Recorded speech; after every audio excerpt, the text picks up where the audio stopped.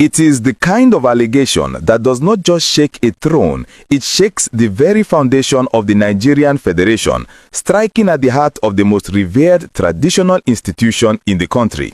The headline you saw is not a whisper from the rumor mill. It is a thunderous open indictment from an international observer, Mike Arnold, who has publicly named the Sultan of Sokoto, His Eminence Alhaji Saad Abubakar III, as a suspected sponsor or direct beneficiary of the terrorism ravaging northern Nigeria. Today, Saturday, December 6, 2025, we are breaking down this explosive dossier that has set the diplomatic and intelligence circles on fire.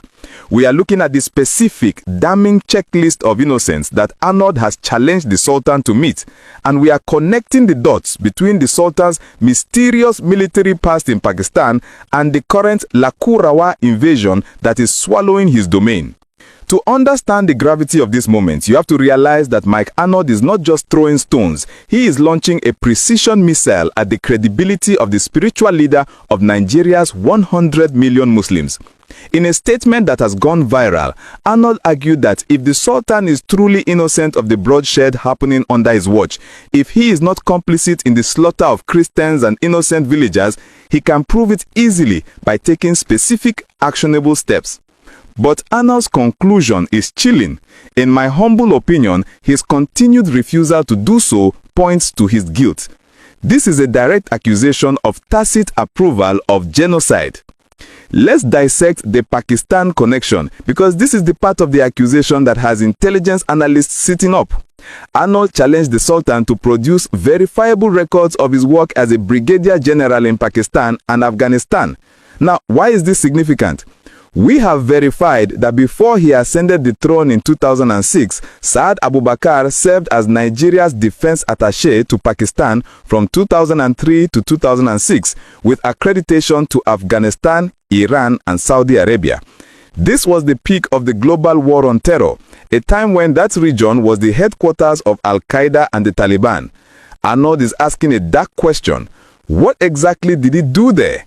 Who did he meet? Did he bring back an ideology that is now playing out in the forests of Zamfara and Sokoto?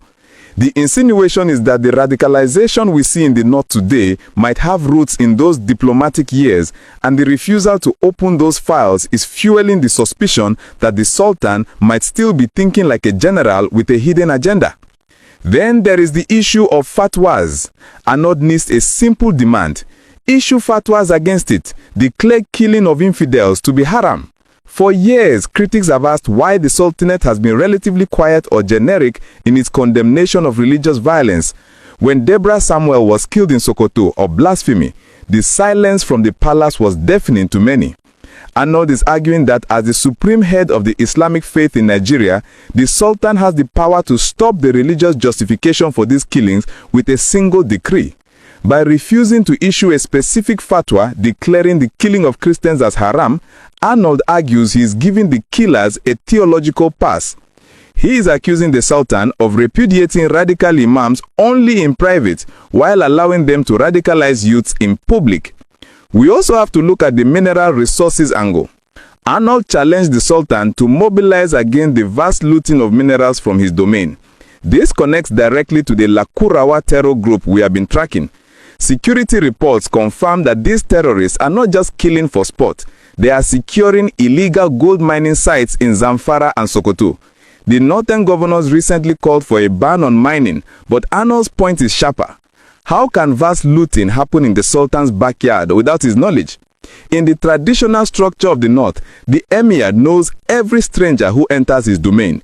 If foreigners from Mali and Niger are extracting gold and buying weapons, is it possible they are doing so without paying homage to the traditional powers?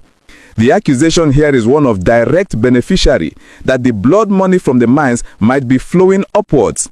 This allegation comes at a time when the Sultan has been presenting himself as a peacemaker, advocating for the release of Nnamdi Kanu and praising activists like Somore. But Arnold's statement suggests this peace-building image is a mask.